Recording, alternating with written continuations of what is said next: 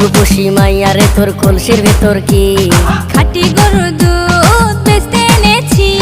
দে না একটু খাই, দামটা আগে চাই, আর দে না একটু খাই। দামটা আগে চাই, তোদের মতো ভিড় খাওয়াদের চেনে রেখেছি।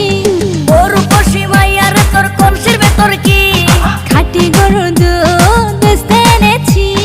ও রূপসী মাইয়ারে তোর কলসির ভেতর কি খাঁটি গরুর দুধ বেচতে এনেছি।